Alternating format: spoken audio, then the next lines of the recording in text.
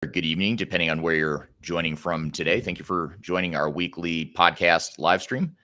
This topic we're going to cover here today is called Analyzing the Top ERP Systems for 2024. And I have an exciting guest here joining us for the first time, who I'm going to introduce here in just a moment. But before I introduce our guest, just a couple of logistical things. One is this is our live podcast recording we do each week at the same time, same place. We stream to YouTube, LinkedIn, Facebook, and Twitter. And by being here today, you're part of our live production of our podcast. So thank you for being here. This conversation becomes part of our weekly Transformation Ground Control podcast. That podcast has new episodes that are released every Wednesday. And you can find our podcast at transformationgroundcontrol.com. And at that website at transformationgroundcontrol.com, you can see all the past episodes. You can go watch or listen. You can subscribe on whatever platform you want. So be sure to check it out at transformationgroundcontrol.com. And in that podcast, we cover all things related to digital transformation, ERP software, ERP implementations, change management, all kinds of stuff related to digital transformation and digital strategy. So thank you for being here today. Secondly, we're going to take live audience questions here today. So if you have questions along the way, I encourage you to drop those in the chat. My guest and I are able to see the chat across all the platforms here. So we'll pull some questions from the audience here today as we go. So please feel free to drop those questions in the chat. Any questions or comments you have along the way, we'd love to keep the conversation engaging. And speaking of the chat, if you don't mind just dropping the chat, what city and country are you joining from today? I'd love to see where the global community is joining from here today. So again, just drop in the chat what city and country you're joining from. I'd love to see where you're all from. I'm myself. My name is Eric Kimberling. I'm the CEO of Third Stage Consulting. And we're an independent consulting firm that helps clients through their digital transformation journeys. We help with software selection, implementation, program management, change management, et cetera. So you can learn more about us at thirdstage-consulting.com. And I'm based in Denver, Colorado. So I'm curious to see where everyone else is based here today. So again, today's topic, analyzing the top ERP systems for 2024. This is a first-time guest on this podcast, although he hosts his own podcast. So he's done lots of podcasts for himself and for others as well that I've seen in the industry. And joining me for the first time on this podcast is Sam Gupta. Sam, thanks for being here today. Of course. Thank you so much for having me, Eric. It's an honor. I love your work and the podcast. So thank you so much once again for having me here. Yeah, thank you for being here. And tell us a little bit about Elevate IQ. I know you and I have similar upbringing, similar spaces in the industry that we try to fill, but tell us a little bit about your company and what you do. Yeah, absolutely. So just a little bit about me, Sam Gupta, CEO, Elevate IQ. Elevate IQ is very, very similar, offering as you. We do the independent, digital transformation as well as ERP selection, implementation, change management, I guess. Overall, about me, very similar background, roughly 20 years in the industry, in the consulting industry itself, I guess, doing very, very, very complex transformation initiatives, complex transformation, combining the majority of the enterprise software categories, ERP implementation, obviously, they are major part of it always. So yeah, and WBS Talks is a podcast, very similar topics as you, ERP, enterprise software. So that's about me. Great. So you and I both have this independent technology agnostic view of the world and of the ERP software industry in particular. So as a disclaimer for today's conversation, neither you or I are affiliated with any of the software vendors we're going to talk about here today, right? Just to make it clear that we're not here to sell software, right? Exactly, I guess. I mean, and I'm going to have a comment on that as well. I guess independent has become sort of a buzzword right now in the industry.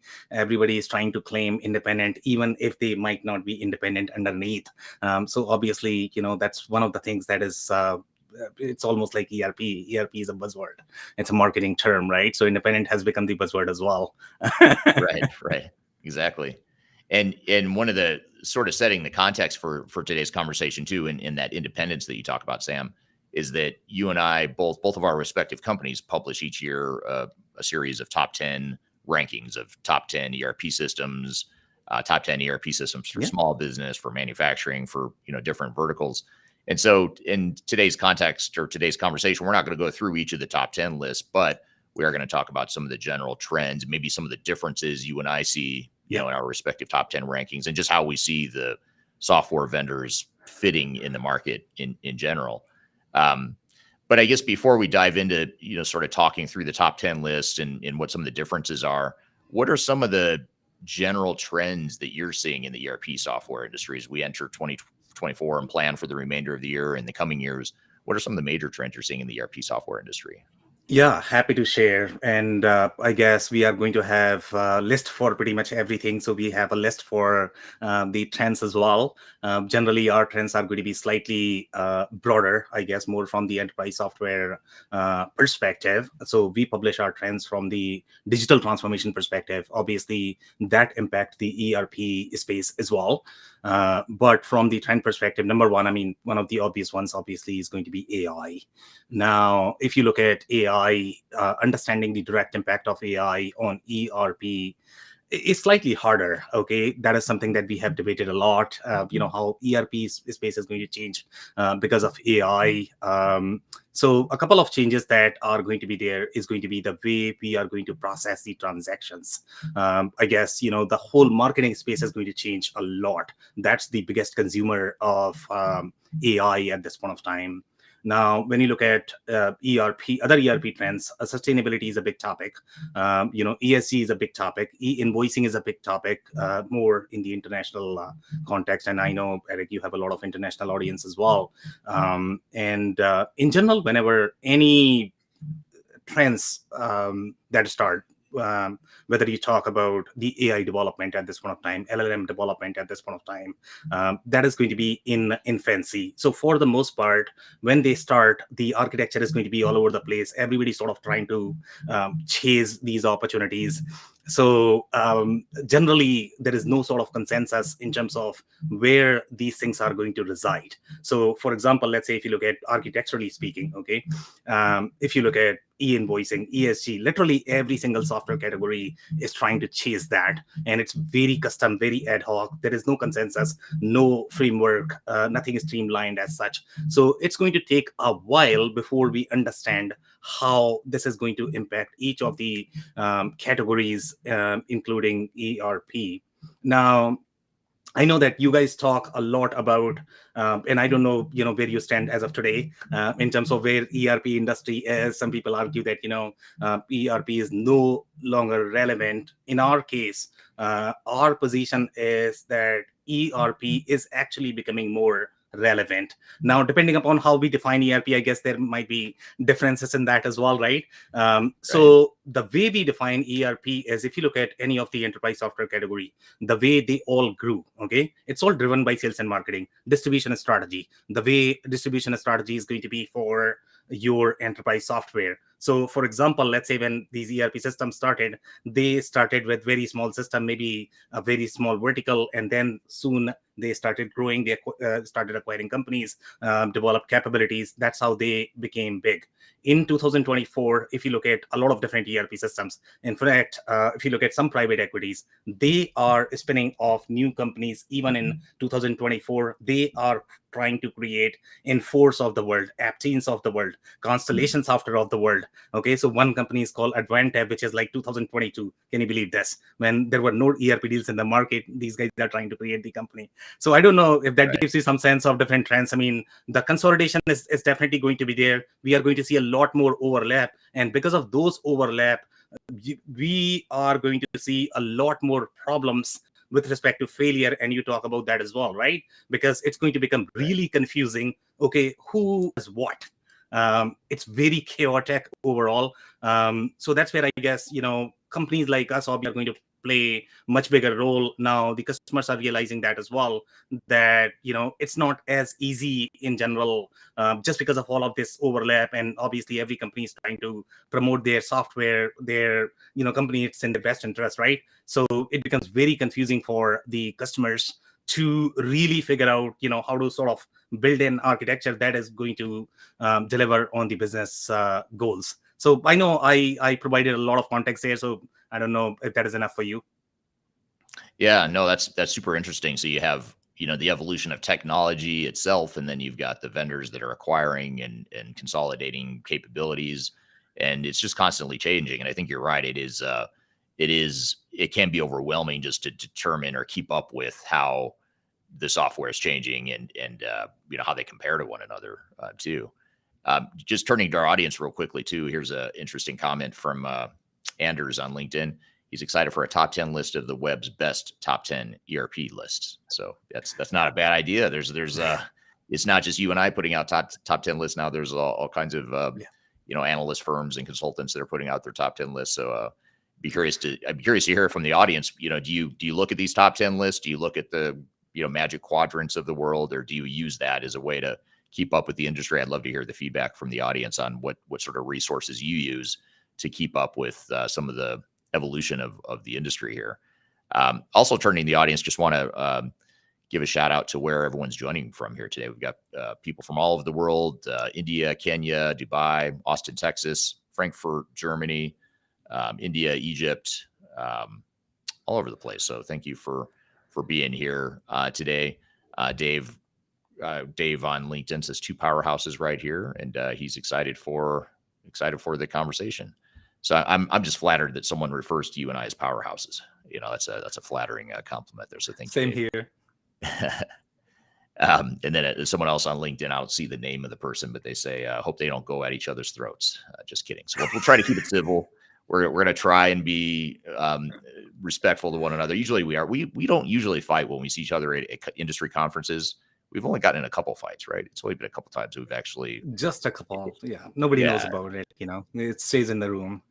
you want, yeah, right. You won both, but we're going for best of 5 on our in-person fights here. So thank you for the comments here. Thank you, Fred, for joining for Phoenix, Raza from Ethiopia, Edson from the amazing South Africa. I do agree that South Africa is amazing. So here's a question, sort of a good context setting, sort of a baseline question here from Raza on YouTube. What's the difference between SAP and ERP? Yeah, so very interesting question. If you want me to touch on this, so obviously, SAP is the publisher, but before that, I'm probably going to define the ERP, because I think I saw one more question, I believe, from Kyler. I'm in that. Do you think ERP is now actually just a network of integrations? So Eric, if you allow me, I can touch on both questions if you want to bring that in, right? So it's a very interesting, this one is a very interesting question, and that is probably going to set the tone for what a real ERP is. And this is also going to be aligned to your question, Eric, I guess. You wanted to touch on systems such as Odoo. So now, what is an ERP? Good question, right? ERP is a marketing term, but if you put a bunch of software together in a suite, is that really an ERP? I'm not too sure about that, to be completely honest, okay? So traditionally, if you look at ERP, it was more for the cross-functional process integration. How much cross-functional integration you want from the transactional perspective. Okay, so that was the whole intent of ERP, and that's why ERP matters. Once companies grow in their life cycle, when you are going to be at 30, 50, 100 million, 250 million, $1 billion, okay, at each stage of the company, they are going to have very different problems. In general, when people, debate about these things, they don't necessarily have as deep database fundamentals, and that's why they struggle to understand what a real ERP is. So the easiest way to understand this would be, let's say you have a spreadsheet, and a spreadsheet may have, I don't know, one spreadsheet may have 10 different, tabs. Now, you may have collection of spreadsheets. For example, let's say 100 spreadsheets or whatever. Now, these tabs are not necessarily going to be connected with each other. There's a possibility that you might be able to connect maybe just one field, maybe a couple of fields, but that is going to be very limited connectivity as well as limited traceability. What ERP does is ERP literally, you can sort of pick the entire data model using any of the field, and you can change the whole perspective. That's the kind of connectivity and traceability that we are talking about from the ERP perspective. Now, when you look at these collection of apps and you are going to bundle together in a box, that does not make it an ERP. Okay, because the each of the apps that you are going to have, again, depending upon how the data model is designed underneath, it's all driven by data model. Okay, so if each of those apps are going to have independent data models, independent data bases, that means there is no communication, there is no collaboration between those. It's almost similar to buying two different apps. So that is not Right. necessarily an ERP. And that's where I guess we get into these debates. Okay, is Zoho an ERP? Sure, it is going to have accounting, it is going to have all of those modules. Functionally speaking, marketing speak, you can call that ERP because it's going to check all of those boxes. That sure, it does everything that your info marketing material is going to say, or your SAP marketing material is going to say. But the point is that really an ERP? So again, Right. these things are really driven from the data model perspective. So SAP is a publisher, ERP is a real ERP. And once you require that cross-functional transactional integration, that's what an ERP is, and that's where ERP has a place. So again, if you really want to find out what a real ERP is, you need to go by the data model. How many different data models are there? How connected? How traceable they are? And then you will know what a real ERP is and what is not. Right. Right. No, that's a great overview and a great way to answer both of those questions about SAP and how SAP is defined in the world of ERP, as well as Kyler's question as well. Here's a kind of a follow up, and you were starting to touch on this a little bit, Sam. So I'm curious to see what you think here. But this is from LinkedIn. The question is curious about what you've experienced in the last year with your customers. Is there a desire to break away from the huge monoliths such as ECC or S4, which are two of the SAP ERP products in the marketplace, ECC and S4? Is there a desire to break away from the huge monoliths like SAP to favor a best of breed approach?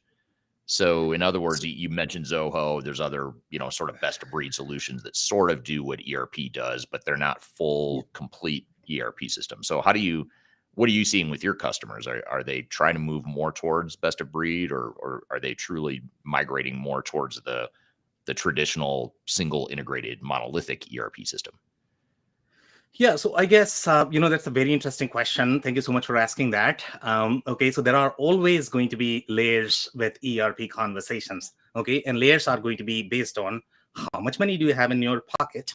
Okay, because it is all driven by that. It's all driven by budget, how large you are. So number one variable that you always want to see is how big the company is. If you are going to be enterprise, then you are going to have very different transactional processing requirement. The way your learning model is going to be, the way your organizational model is going to be, it's going to have very different priority than your mid-market companies or the small companies. Okay, in the case of small companies, they are going to have, again, very different needs. So these are very different market segments. For the most part, when you talk about any SAP S4 HANA product or ECC, now this is a humongous product. For the most part, it is really meant for those enterprises, because when you are going to have these global workloads that you are trying to host in one database that is going to be deeply connected across the globe, across all of your plans, that's when your SAP matters. Now, to compare this with your best of breed,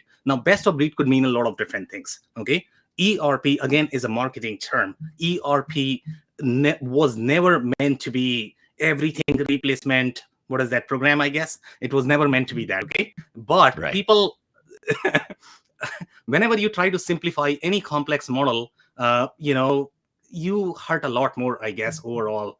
So that's where the state of ERP is. But for the most part, the goal of ERP was always related to your financial transactions as well as financial data. Now, finance could mean a lot of different things as well. Okay, there are always going to be layers with ERP. So when I say financial, meaning any transactions that are going to touch dollar probably are going to be more relevant from the ERP perspective. But my e-commerce friends are going to talk about, hey, my transactions also touch, dollars. So now, are we keeping all of those processes inside ERP? So there are always layers to these things. Okay, but when you look at different enterprise software categories, they are designed for a purpose. So your CRM, your ERP, your e-commerce, your MES, your WMS, TMS, these are different enterprise software categories. ERP systems, they have evolved over the time, and they are trying to grow their architecture because they all are trying to increase their deal size. So right now, if you look at SAP S4HANA, is this just an ERP or is that a suite? So SAP S4HANA, if you look at architecturally speaking, it's a collection of best of breed applications. Okay, SAP has bought these applications over the period of time. So obviously you have the core foundational ERP. But then if you compare the architecture of your ECC versus S4HANA, in the ECC world, they were doing a lot more things inside the ERP itself. But then they have learned the lesson that, you know what, when you are dealing at that kind of transaction volume, you need to have slightly more disconnected architecture. It makes sense for enterprises. It might not make sense for mid-market when you are going to be super limited on your budget. So again, I don't think there is a clear answer to these things. This is going to be based on what your organizational priority is, what you are trying to do from your architecture, how much budget you have, how much can you afford with these custom integrations, custom processes. So that's where I guess you need to make a decision for your architecture. Your architecture is going to be your architecture, not your vendor's architecture. Obviously, they are going to create the architecture because they all are trying to promote the suite. They are trying to increase their deal size, but you cannot be completely dependent upon the architecture that they are trying to promote. Right. I don't know if that answered the question, Eric. No, that's a great answer. And I think a lot of times one of the terms we use on this podcast fairly often is it depends. You know, it depends on what it is you need and what you want and what your maturity is. And I know you do a lot of research and analysis of the maturity of different ERP systems in the marketplace. Are there certain software vendors or solutions that you're particularly excited about, or maybe framing it another way, are there certain ones that have moved up your top 10 rankings, more so than others? Or there's just certain vendors you're excited about? Yeah, so let's talk about the list, right? So there are always going to be certain changes. You guys make some changes to your list based on the experiences that you are having in the market. We make changes as well. For the most part, number one thing that people should know that, okay, these lists, and I don't know, Eric, how it works in your organization, it is never one person's work, okay? It is going to be the entire team. We have a very democratic process inside the company that we follow. I'm not the only one who's coming up with these ideas and publishing these lists, right? And when you follow any democratic process with anything, okay, there are always going to be debates and, in terms of what we are going to come up with these lists. So the point that I'm trying to make is whenever you are looking at the list, you need to look at the number of variables that are driving these lists, because they matter far more than the ranking itself. In fact, we have debated and we were like, okay, shall we keep the numbering or shall we just take it off? Because, from our perspective, to be completely honest, list is a list. Okay, those Right. numbers 1 to 2 to 3 don't matter as much. Okay, when you look at these lists, the purpose should not be that, okay, I'm looking at this list and I'm going to buy a system just because Sam Gupta says so or Elevate IQ says so. That should not be the intent of the list. The intent of the list is to weed out 1 million ERP systems, and that's how many ERP systems are there in the market, right? And they might have just one installation, and that is also in their cousin's company. So those are the ERP systems that we are trying to weed out. Okay, so not everybody's going to know the S of the world or the Oracles of the world. So that is the real intent of the list. Now, coming back to your question, okay, what changes did we make in the list? So the way we like to look at these things, we have roughly 10 or 12 different criteria. We put a heavy emphasis, and obviously once you change these variables, the list is going to look very, very, very different, right? So for us, I guess, we really believe in the out-of-the-box functionality of the ERP, but we also emphasize, okay, how broad applicability of the solution is going to be in the market. So let's say if a solution is going to be very focused, then it's not as diverse. It's not going to be as applicable to many different industries. Sometimes companies struggle with that because they are going to outgrow. Let's say if they are very heavily involved in the M&A. So, that is one factor. There are many different factors.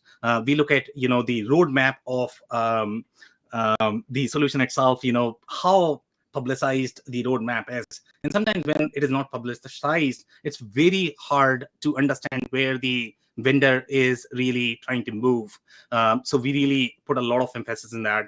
So one of the things that we have done for this year's list is I think we had very similar experience, I guess, right? So I don't think Sage Intacct, Sage actually, any of these Sage products are there on the list anymore. And again, I mean, this is a top 10 list. You have a million ERP system, and we are simply trying to narrow it down.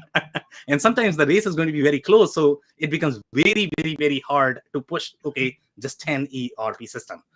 Okay, so Sage products are not there. What else is not there as part of the list? I don't know if there are any major movements as such. Microsoft is probably ranking a little higher, I guess, on our list. But again, when you look at the generalized list, they don't mean much. So one of the recommendations that we always have is try to find a specific list if you can find. Now, there are million industries, million companies, so it's very hard for Eric Kimberling or Sam Gupta to publish all of these lists, million lists out there, right? So then you have to sort of move up the cycle. Okay, what closest you can find, and based on that, can you make some determination and probably find some options that you can vet further? But the intent is never sort of that. So I don't know. I mean, see, from the major movement perspective, that's probably what is there. I don't know if you notice anything else on our list, Eric. You can tell me. Yeah, I think one of the big differences between your list and my list, and also going back to one of the questions just a moment ago, is I think we probably placed a potentially higher weighting on some best of breed solutions. So, for example, we had the Salesforce Force platform, and Workday in our top 10, and I don't believe you did. And it could be because of what you said. Is in a lot of people will criticize us too for including the Force platform and Workday in a top 10 list of ERP systems, because you can make a pretty strong argument that Workday and the Force platform are not ERP systems. So it gets back to that gray area. I've probably we've probably stepped more into the gray in our top 10 list than you have potentially. But where do you see, how do you see Salesforce and Workday and some of these best of breed solutions? How do you see them fitting or competing with the big ERP vendors? So very interesting question, and there are always going to be layers, and it's equally hard for us as well, to be completely honest. Okay, and if you look at our ERP vendors list, so we have Workday on that, because again, how do you define ERP? Okay, so right now, Workday's capabilities at this point of time, they probably have a finance module. Okay, they have finance, they have FP&A, they have, obviously they had ACM all the time. They probably have indirect procurement at this point of time. So it's looking like an ERP, but if you look at their financial statements, and that's my hobby, I guess. I really dig into those, right? I don't think Workday likes to position themselves as ERP even as of today. Okay, they have always positioned them as the ACM platform, and ACM is a world in itself. Okay, they have a lot more that they can do in that, but Workday is very interesting. So I'll touch a little bit more in that, where we see Workday. So for example, let's say if you look at our ERP vendors list. Okay, so in ERP vendors list, you are going to find Workday. If you look at some of the service-centric list, see, the ERP for service-centric industries is going to be very different. You are going to find Workday there, because Workday could be a great fit for those service-centric organizations. But is it a great fit for any of the product-centric organizations, which is going to be your manufacturing, retail? And retail is very interesting as well. I can touch on that as well. Okay, so sometimes you might see Workday in retail, and you might see that, hey, they are doing retail, so they should be fine, let's say, in distribution, manufacturing. But again, these industries are very, very unique the way they work, and sometimes the only reason why they are using an ERP is as the corporate financial ledger. If the entire scope of ERP is corporate financial ledger, you can literally pick an accounting system, and it's probably going to be okay. You probably don't need an ERP system, right? So now coming back to your question related to Force.com platform, right? If you look at Salesforce financial statements, I really don't believe that they are trying to position themselves as ERP. They are positioning themselves as more of the platform play. They are trying to become the next Microsoft. I don't know if they think that they are already Microsoft. There's a possibility. Okay, but that's what they are. They compete head to head in the CRM market, right? So they are really trying to become the next Microsoft, and their goal is really to disrupt the CX category. If you look at the recent acquisitions, the kind of product that they have acquired, they are really not trying to become an ERP vendor. That was never their interest. In fact, I mean, see, if you have noticed any of the movements that happened in SAP portfolio, SAP CEO moved to ServiceNow, ServiceNow as CEO moved to Snowflake. The reason why they moved is because they didn't see any future for ERP.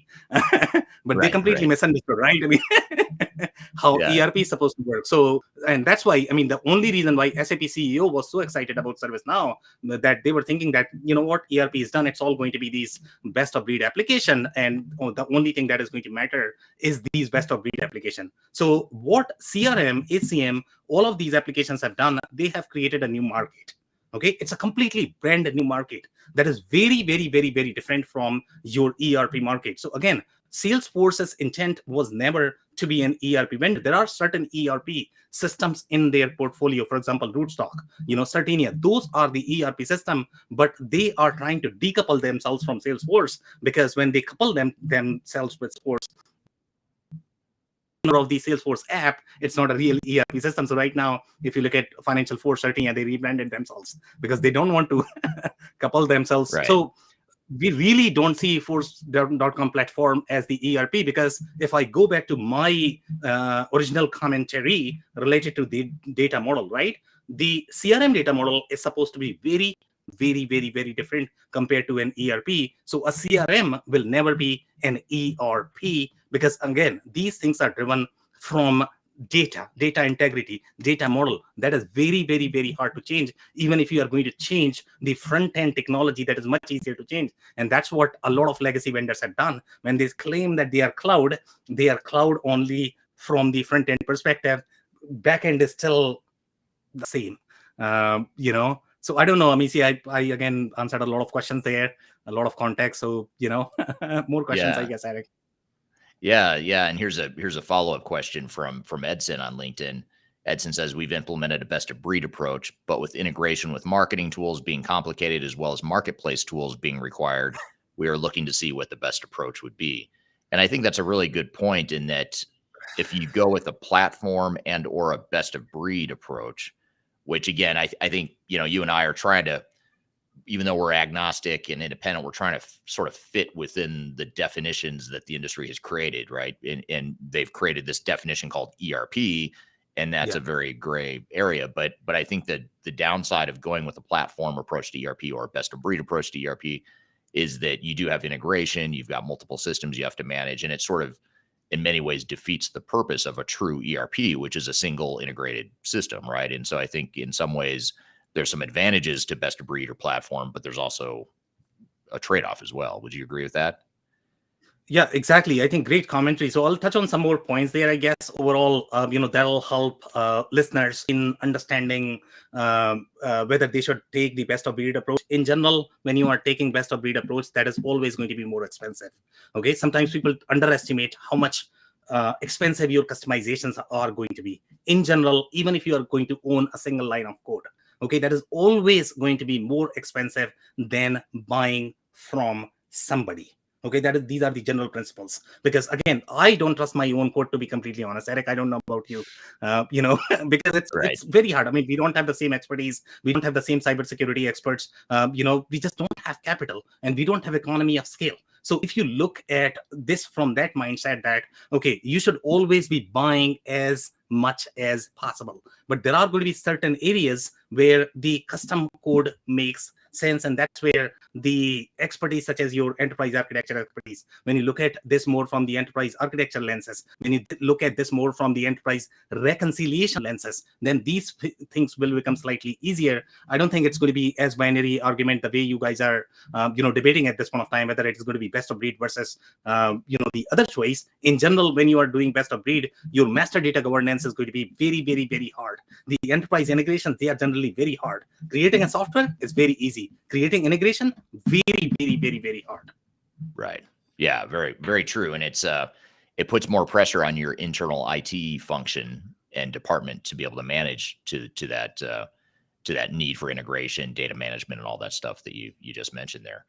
What about so we talked about best of breed and the platform the platforms like force.com. But what about open source? So you and I both have, yours and my companies both have Odoo, for example, which is an open source ERP system. We both have Odoo in our top 10 list.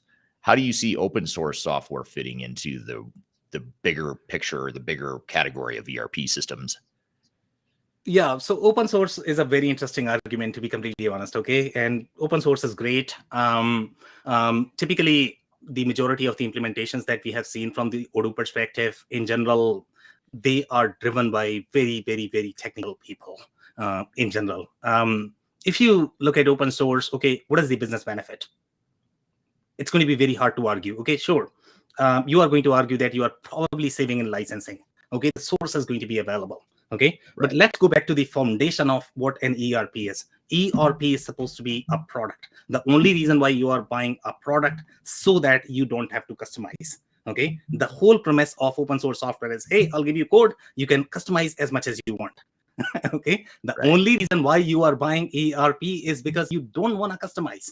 Okay, so the open source is causes far more trouble in general, and then you are using bunch of university grads, I guess. I mean, they are committing the code in the open source ecosystem, which is great. Eric, when I'm using my music application, okay, please create, Right. because that is free, I like it. Okay, but Right. please do not swipe my credit card on that application.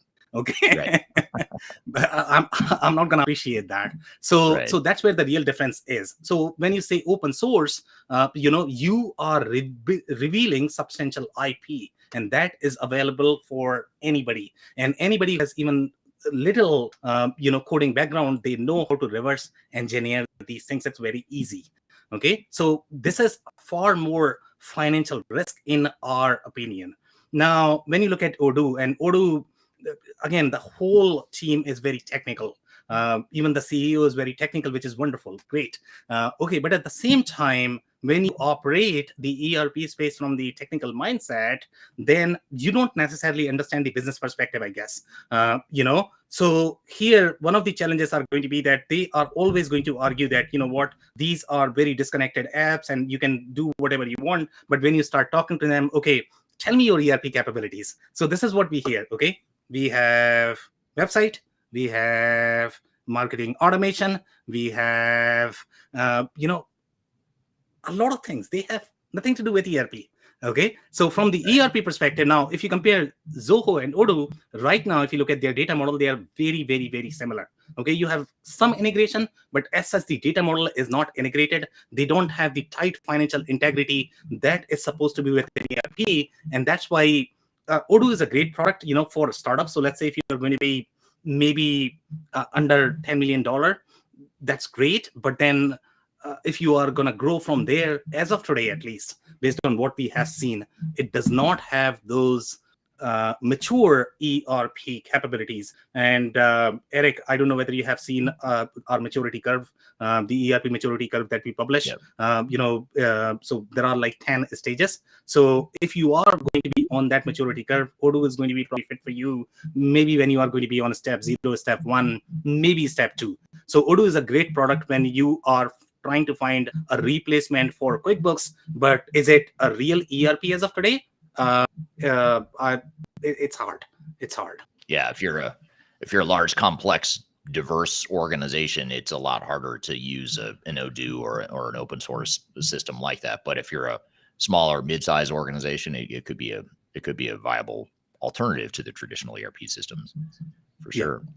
I'd be curious to hear from the audience too. What Sam and I are talking about each of our companies' top 10 lists and some of the trends we're seeing, but I'm curious to hear from the audience if there's certain ERP systems you think are particularly strongly positioned in the marketplace, or if you think there's other systems that maybe they're going to struggle in the marketplace too. I'd love to hear from the audience here too.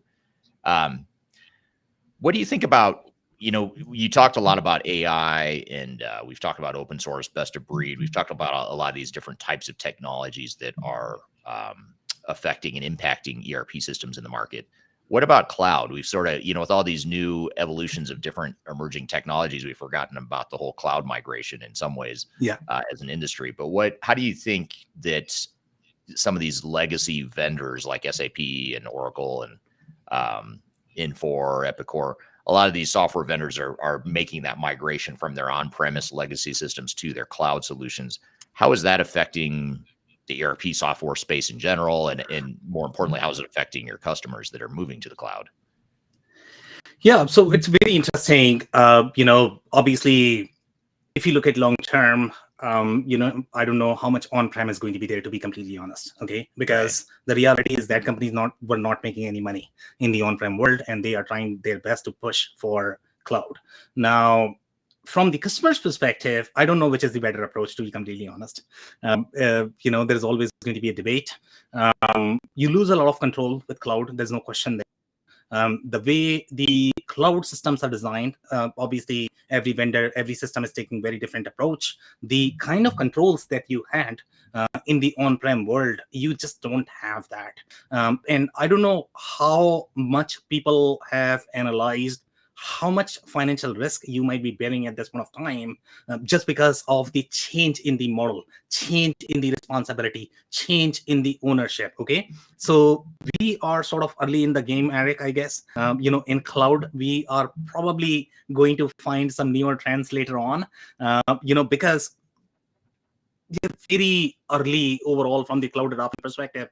We have not come across the scenarios where some companies are going to run into real challenges when they don't have access to databases. They are not necessarily able to migrate the kind of data that they were doing it in the on-prem world. So if you look at the enterprises, I guess, probably in 2023, 2024, SAP has really picked up. If you look at their backlog at this point of time, I was reading the news yesterday, probably that's $50 billion right now. So obviously enterprises are becoming slightly serious in moving to the cloud.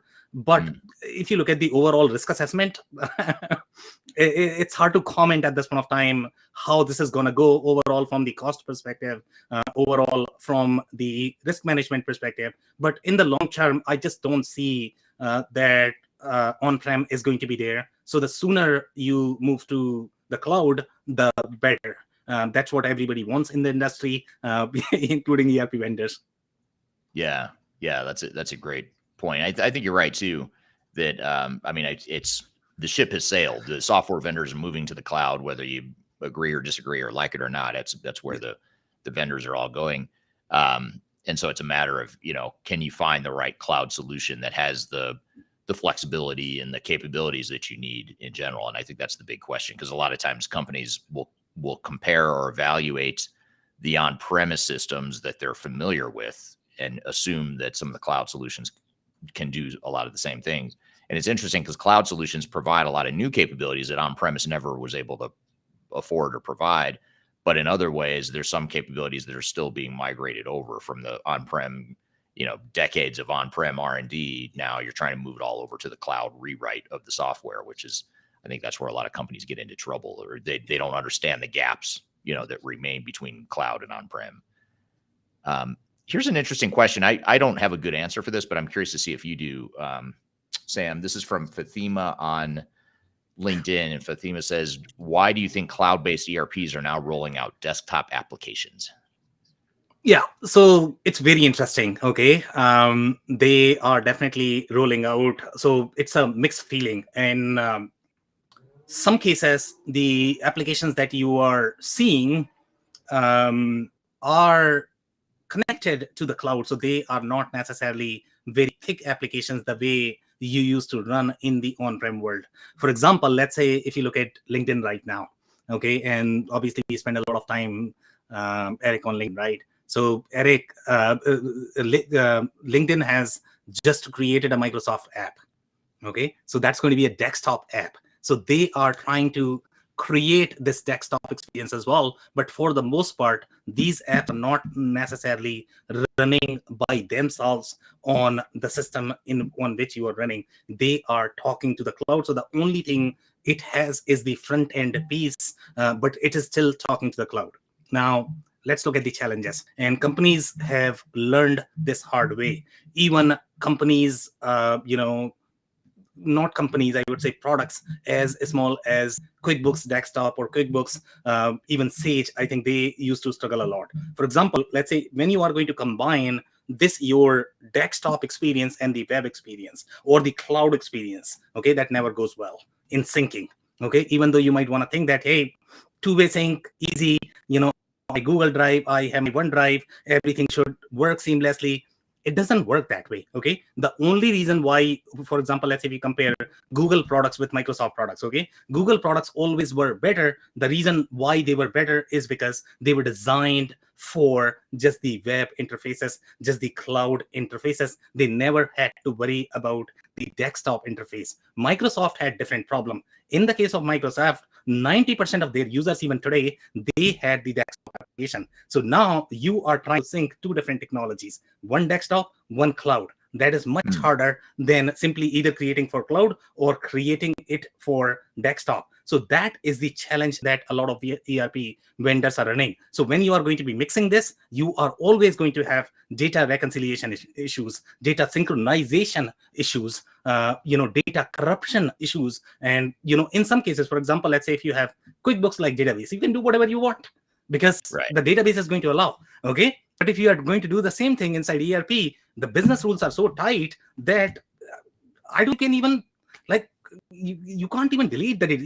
You have to just wipe it out and recreate, and that's probably going to take 2 years to populate the data that you had inside ERP. That's how tight the data model is. So if you're doing this in systems such as your HubSpot or QuickBooks, or any of these smaller systems, they don't necessarily have any of the rules enforced from the database perspective. So for them, creating this experience is okay. So again, everything is driven by data model, how tight the data model is going to be. In some cases that might be okay, but the only reason why they are launching these desktop apps is because obviously the desktop experience, when you look at the Windows experience, when you have to combine these Windows alerts, any of the Windows notifications, they are slightly easier on the desktop interface. The web is never going to have the same experience. So companies struggle with that.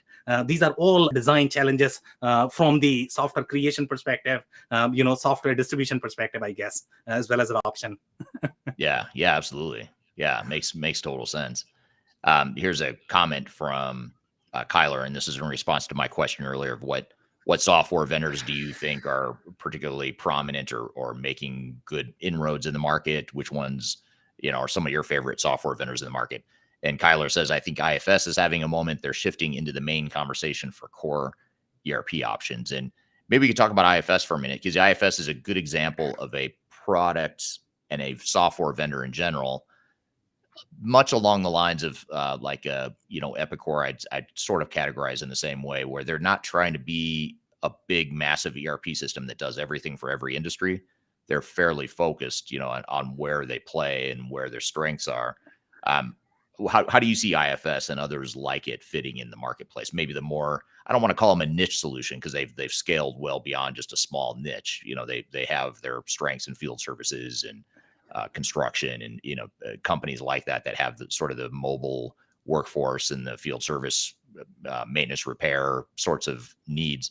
How do you see these call it tier 2 vendors? I don't mean tier 2 in a disparaging way or a negative way. It's just they're not SAP, right? They're not trying to be a big, massive ERP system. How do you see some of these more focused ERP vendors fitting in the marketplace and some of the strengths and weaknesses? Yeah, so interesting argument. And again, I think one of the keyword there was core. So I don't know how you define core, to be completely honest. Who is core? That is something I think very hard or challenging for us to provide context on. But for the most part, I guess when you look at IFS, IFS has a very unique strategy. Okay, they excel in certain industries, certain verticals. They are designed for certain verticals, and it's almost, I mean, it's not even fair to be honest, to compare, vanilla ERP with the focused ERP, because they all are going to have very different strategy. Even though we put them on the same list, it's just not fair. Okay, to be completely honest. Okay, so when you look at IFS, as you know, I mean, they are really strong in the field service, in the EAM, and obviously you are going to pay the price tag for that. So now, how are you using IFS? Now, if you are going to be, let's say, $25 million manufacturing company, you are trying to install IFS, you are probably not going to be using the capabilities that they are really known for or they are really good at. Okay, so their role always is going to be best of breed because they are a very unique product. I don't think they are trying to become the mainstream ERP let's not call mainstream. Okay. Right. Because Yeah. mainstream could mean different things, right? Different things. So Yeah. when I say, yeah, I mean, they are not trying to be more of the vanilla ERP. Vanilla ERP is going to have slightly more broader application.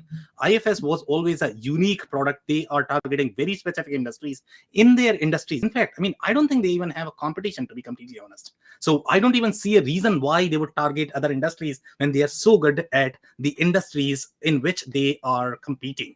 So, and those are going to be slightly more service-centric industries. And there is a clear divide. The way ERP strategy is, for example, let's say if you look at Workday, Workday only targets service-centric industries. I don't think they are ever going to target product-centric industries because they are never going to work. Otherwise, you are recreating Infor Epicor. Why would you do that? It doesn't make any sense. So every single ERP system in the market, they are targeted for very, very, very specific business processes, very specific business transactions, very specific industries. The problem is that when you try to put this under ERP bucket and, hey, this is my tool and I can solve every problem in the world, that's when the problem starts. So overall, from the IFS perspective, IFS is doing really well. Number one, they are really ahead in the cloud. That's the reason why they are doing so well. Obviously, SAP at this point of time, Oracle, they are not going to have the same capabilities, especially when you look at, field services, EAM. IFS is going to have far stronger capabilities. IFS, as of today, I mean, they are penetrating really well in North American market. That's our understanding. They have one of the largest logos. We have not seen those logos even with Microsoft, to be completely honest. Okay, so after Oracle, SAP, if you look at the size of the logos and the size of the companies that they are able to penetrate, I don't think anybody else can match the industry, and they are able to do that because of those best of breed expertise. Sometimes they are going to be used only for the field service EAM solution, but they might not be, now I'm going to use word core.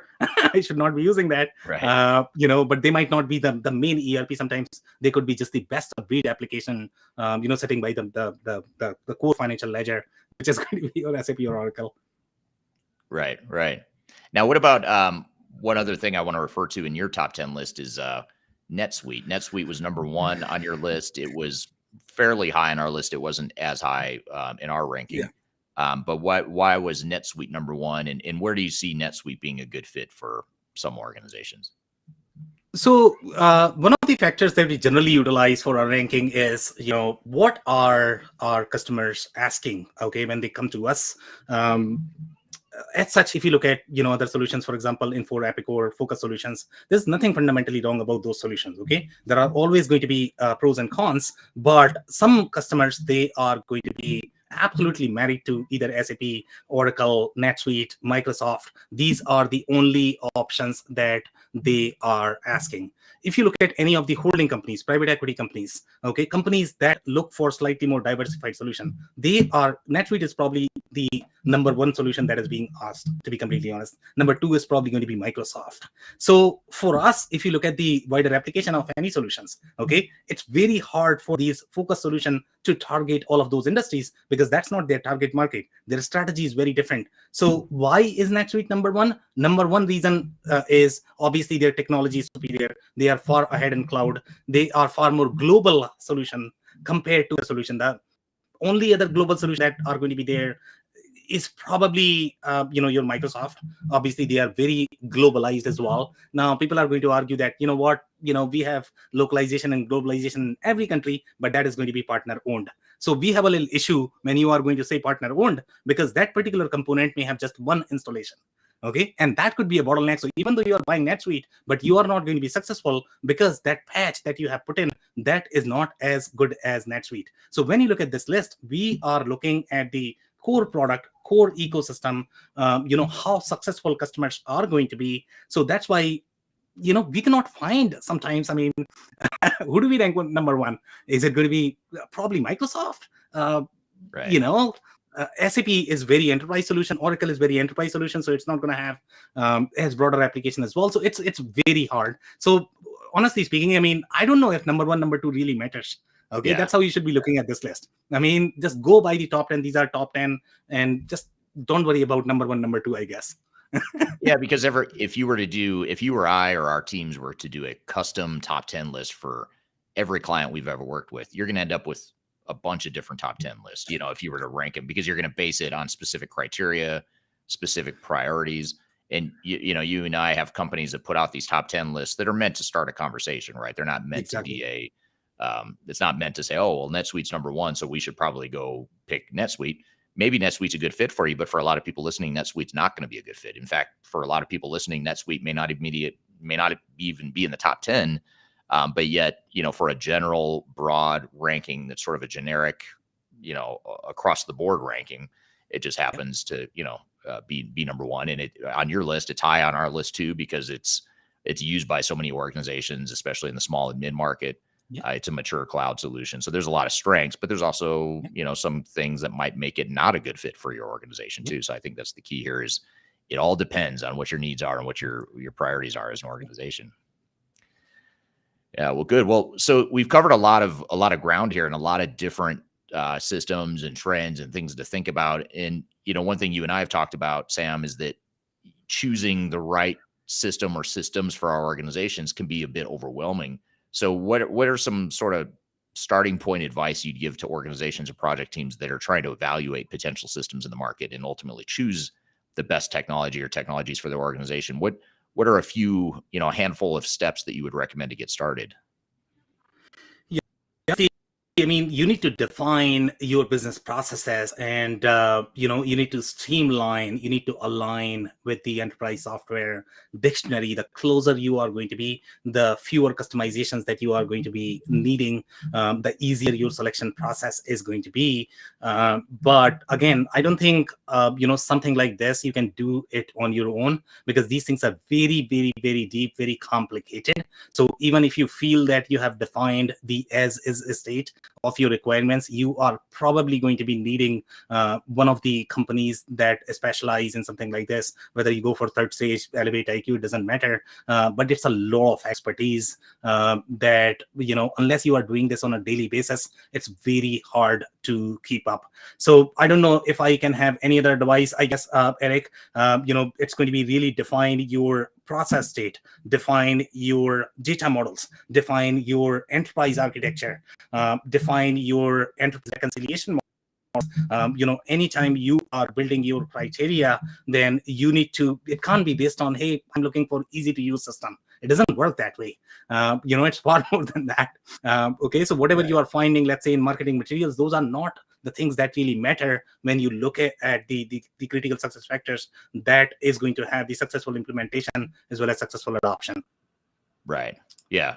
Yeah. And I think ultimately, you know, the better handle that an organization has on their own current situation, sort of what are your current strengths and weaknesses, both technologically and operationally, as well as what is it you're trying to be when you grow up, you know, as you evolve as a company, what are your goals for the next 3 to 5 years? And the clear vision you have of what it is you're trying to accomplish as an organization, the easier it is to find the right system. Now, of course, hiring a company like Elevate IQ or Third Stage Consulting, one of our two firms is, you know, we're technically competitors. I probably should have, I know we alluded to that at the beginning of the conversation. Technically, we're competitors. So we do a lot of the same similar work. And so you can hire a company like one of ours to help guide you through the process and help you narrow it down so you're not wasting time on, even if it's in our top 10 list, you know, there might be systems in our top 10 list that you as an organization just shouldn't be wasting your time on because it's not a good fit for you.